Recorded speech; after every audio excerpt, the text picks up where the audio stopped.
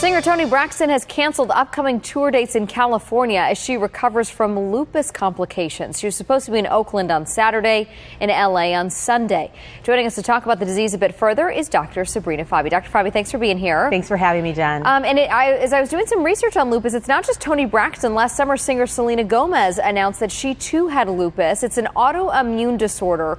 Kind of break it down for me. What is this? Right, so your immune system is meant to protect you against foreign invaders, bacteria, viruses. But in the case of autoimmune conditions, it's when your own immune system can't really tell the difference between a foreign invader and yourself. And so it starts mounting a response against your own cells. In the case of lupus, the antibody is against DNA. So it's basically any cell in your body. And so that's the reason why it can potentially even be lethal, because it can fight against major organs like your heart, in the case of Toni Braxton, or your kidneys.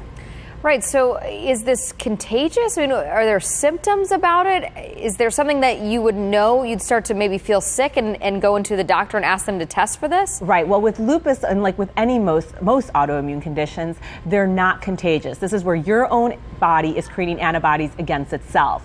But many different autoimmune conditions can fight against many different parts of the body, whether it's the muscle, whether it's the heart.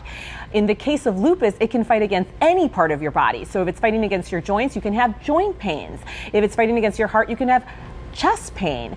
And in the case of lupus, you could even have skin manifestations like rashes. And so that's the reason why, as a dermatologist, I saw much of this in training. So it could manifest as hair loss or rashes or even little sores inside the mouth. And so lupus can basically mimic any condition, and that's the reason why sometimes it's hard to diagnose. And then it seems like you could live with it for a while. I mean, Toni Braxton was diagnosed, or at least came publicly with this, in 2010, 6 years ago. Right. Is there a cure for it? Well, unfortunately, most autoimmune conditions do not have a cure, but luckily medicine is advancing and we do have many treatments. The FDA presently has a couple that are approved for the purposes of lupus. We commonly treat with something called Plaquenil, which is something for more mild forms of the disease, but you can progress to get other types of treatments, which can even be IV medications, but generally steroids, something that just basically decreases your immune system in general, can be started immediately if you have any symptoms of the disease. All right, Dr. Fabi, helping us understand lupus a bit further as it's gone back into headlines because of Toni Braxton. Thanks for being here. Thanks for having me, Jen.